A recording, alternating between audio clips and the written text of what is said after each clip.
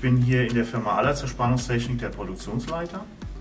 Die Firma Aller Zerspannungstechnik ist ein Zerspannungsbetrieb, der ausschließlich Kunststoffteile fertigt und diese Kunststoffteile querbeet in alle Industriezweige liefert.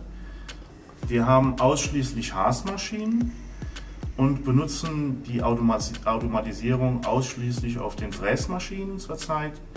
Der wichtigste ausschlaggebende Grund für die Automation war, dass wir unter einem Facharbeitermangel leiden. Das heißt, wir können kein Fachpersonal akquirieren und aus dem Grund haben wir uns zur Automation entschlossen, um damit unser vorhandenes Personal von normalen Arbeiten, von langwierigen Arbeiten zu entlasten. Und somit fertigen wir große Stückzahlen im automatisierten Betrieb und kleinere bzw. Einzelstückzahlen im Betrieb mit unserem Personal.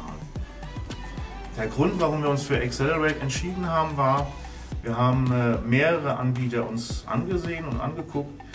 Diese anderen Anbieter haben sich sehr stark auf Aluminium- und Stahlteile eingeschossen oder beziehungsweise eingestellt.